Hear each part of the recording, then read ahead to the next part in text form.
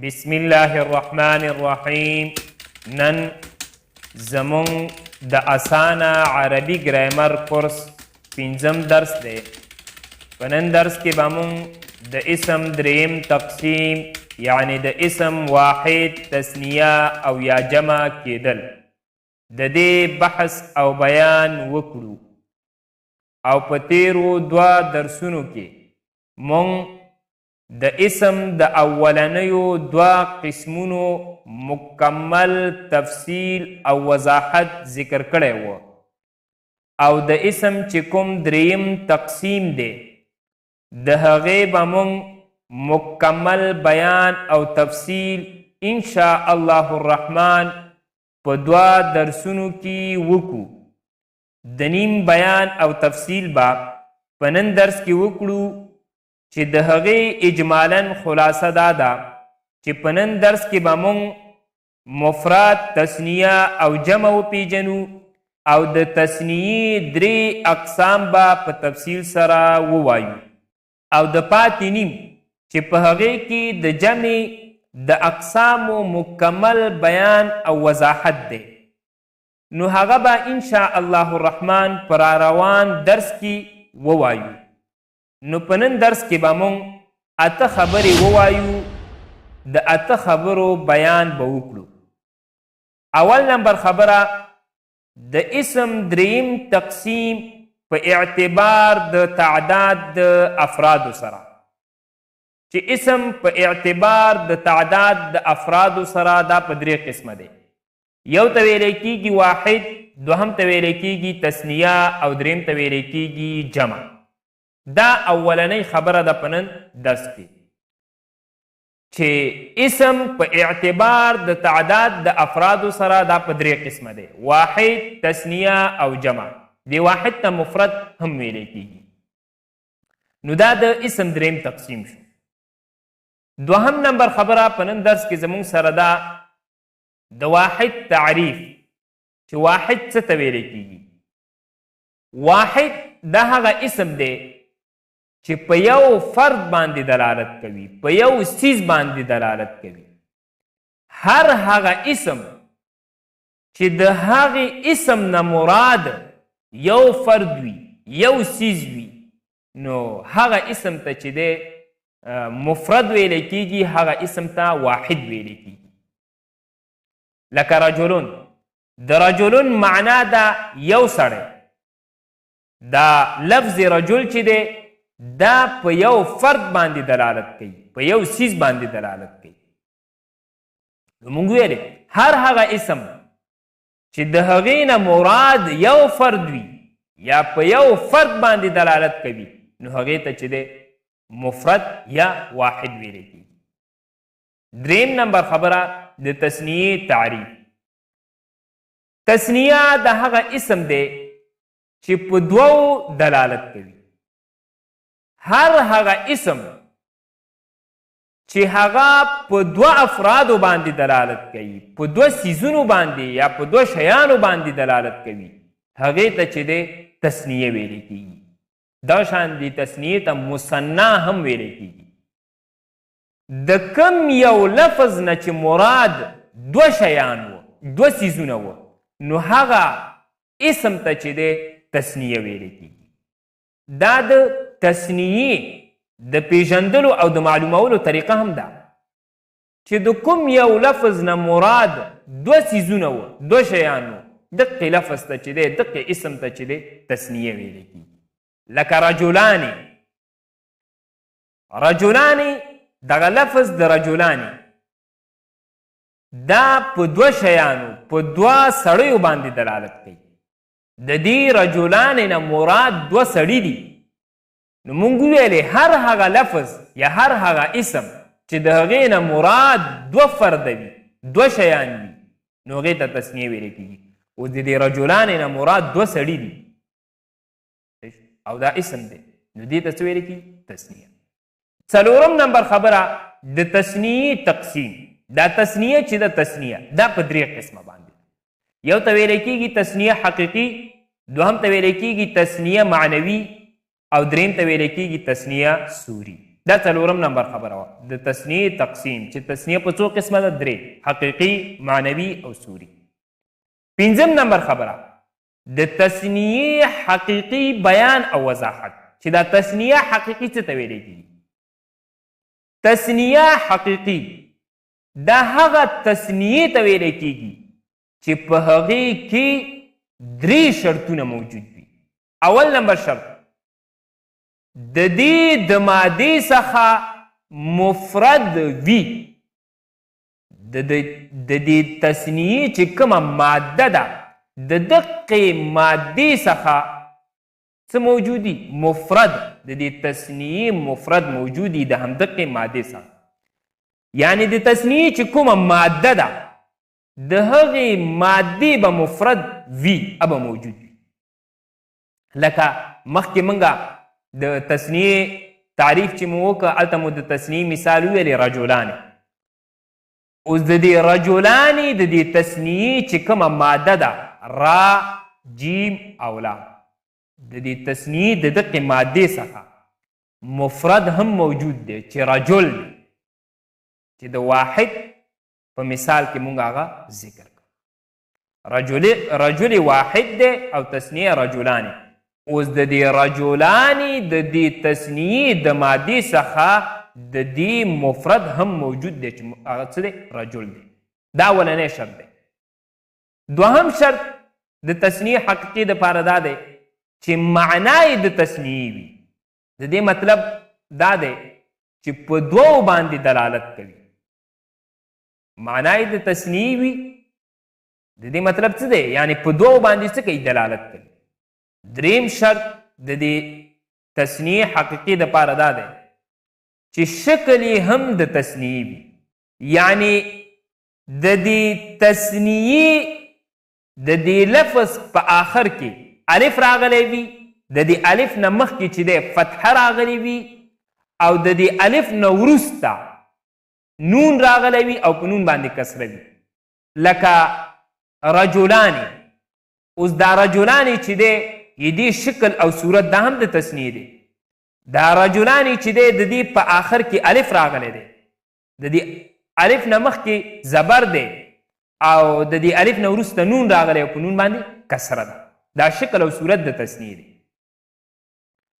یا د دې تثنیې په آخر کې یا راغلی وي یا باندې غړوند وي او د دې یا نه مخکې چې دی دا فتحه راغلی وي او د دې یا نه وروسته نون راغلی وي او په نون باندې کسره وي. لکه رجلین. دا رجلین چې دی د دې شکل او صورت دا هم د تثنیې دی. ولې؟ ځکه چې په آخر کې یا راغلی ده، یا باندې غړوند د یا نه مخکې چې دی فتحه ده، زبر دی، فتحې نه مراد زبر دی، او د یا نه وروسته چې دی بیا نون راغلی او په نون باندې کسره زیر راغلی. نو هر هغه تثنیه چې په هغې کې دغه درې شرطونه موجود وو نو هغې تثنیې ته تثنیه حقیقي ویلی کېږي. اول شرط څه شی دی؟ چې د دې تثنیې د مادې څخه به مفرد هم وي. د تثنیې چې کومه خپله ماده ده د دقې مادې څخه به مفرد هم موجود وي. دارنګې د دې به معنا هم د تثنیې وي، یعنی په دوه به دلالت کوي، دوه به مراد وي. دریم چې شکل او صورت هم د تثنیې وي. لکه رجلانې. اوس دا رجلانې چې دی دا تثنیه حقیقي ده. ولې؟ چې په دې کې دا درې واړه شرطونه موجود دي. د دې رجلانې د دې چې کومه ماده ده د دې مادې څخه مفرد هم موجود دی چې رجل دی. دارنګې د دې رجلانې معنا هم د تثنیه ده. دا رجلانې په دوه باندې دلالت کوي. دارنګې د دې رجلانې شکل او صورت دا هم د تثنیه دی. دوهم قسم د تثنیه و تثنیه معنوي. اوس تثنیه معنوي څه ته ویلی کېږي؟ نو دا زمونږ سره په نن درس کې شپږم نمبر خبره ده. شپږم نمبر خبره ده د تثنیه معنوي بیان او وضاحت. تثنیه معنوي دا هغه تثنیه ته ویلی کېږي چې د هغې صرف معنا د تثنیه وي، نه یې مفرد وي او نه یې شکل د تثنیه وي. شکل او صورت دا هم د تثنیه نه وي.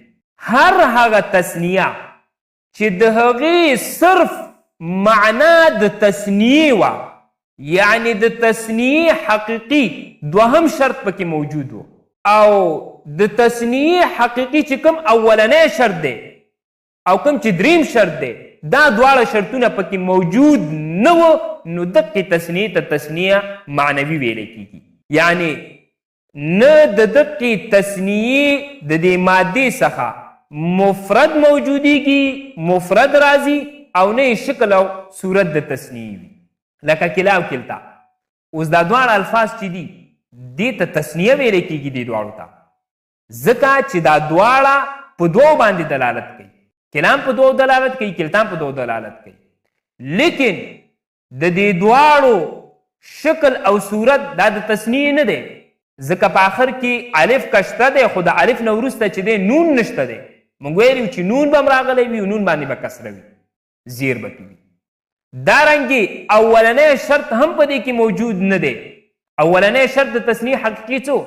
اولنی شرط دا و چې د دې تثنیې د مادې څخه به د دې تثنیې مفرد هم موجود وي، د دې مادې څخه به د دې مفرد هم راځي، هم پکې نشته. نو تثنیه معنوي د هر هغې تثنیې ته ویلی کیږي چې په هغې کې د تثنیې حقیقي صرف یو شرط موجود وي چې هغه څویم شرط و دوهم شرط و چې معنا یې د تثنیې وي. کوم چې اولنی شرط او دوهم شرط دی دا دواړه پکې موجود نه وي. اوم نمبر خبره په نن درس کې زموږ سره ده د تثنیې صوري بیان او وضاحت.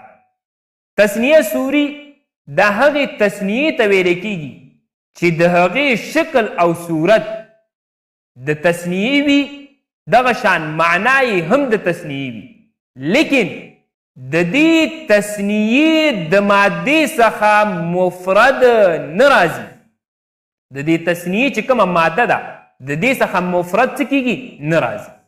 معنا یې هم د تثنیې وي، شکل او صورت یې هم د تثنیې وي، لیکن کوم چې اولنی شرط د تثنیې حقیقي دی هغه پکې موجود نه وي. یعنی د دې تثنیې چې کومه ماده ده د دې څخه مفرد نه موجودیږي، لکه اسنان او اسنتان. اوس دا اسنان او اسنتان چې دی په دې کې د تثنیې حقیقي اولنی شرط نه دی موجود، د دې څخه د دې د مادې څخه مفرد نه راځي، لیکن باقی چې کوم دو شرطونه دي دوهم او دریم هغه کې موجود دي. دا په دوهم دلالت کوي، د دې معنا هم د تثنیې ده، دارنګې شکل او صورت دا هم د څه دی؟ د تثنیې دی. آخر کې الف او نون شته دی. نو تثنیه صوري دا هر هغې تثنیې ته ویلی کیږي چې په هغې کې د تثنیې حقیقي اولنی شرط موجود نه وي، باقی چې کوم دو شرطونه دي آخرني دو شرطونه هغه پکې موجود وي. دې ته تثنیه صوري ویلی کیږي. ګورئ طلبه کرامو، بعض علما کرامو د دې تثنیې تقسیم دوه قسمونو ته کړی دی. اول ته تثنیه حقیقي وایي، کوم چې درې شرطونه موږ هغې دپاره ذکر کړ، او د تثنیې دغه اخرنیو دوه قسمونو ته کوم ته چې تثنیه معنوي او تثنیه صوري ویلی کیږي، دغې دوه قسمونو ته بعض علما کرام تثنیه حکمي وایي، بعضې ورته تثنیه مجازي وایي، او بعضې ورته ملحق به تثنیه وایي. که چېرته داسې یو لفظ راغی چې هغې ته دا نوم ورکړی شوی و چې دا ملحق به تثنیه ده یا تثنیه مجازي ده یا تثنیه حکمي ده، نو هسې نه سوچ او فکر کې پرېوځي چې دا لفظ خو دا موږ چېرته نه وویلی، دا قسم د تثنیه خو موږ چېرته نه وویلی، نو بیا مشوش نشئ. نو دا یاد ساتئ د ځان سره.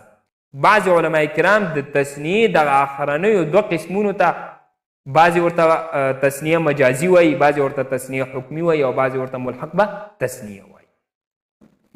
په نن درس کې زموږ سره اتم نمبر خبره او آخرنۍ خبره ده د جمع تعریف، چې جمع څه ته ویلی کېږي، تعریف یې څه دی.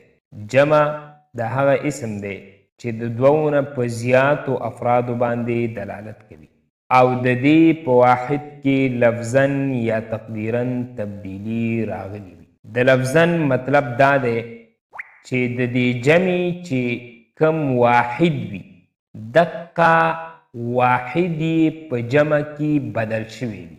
لکه رجلون د دې جمع راځي رجال، دا رجلون دا مفرد دی، دی واحد دی، رجالون جمع ده. اوس دا کم چې واحد دی چې رجل دی دا په جمع کې بدل شوی دی.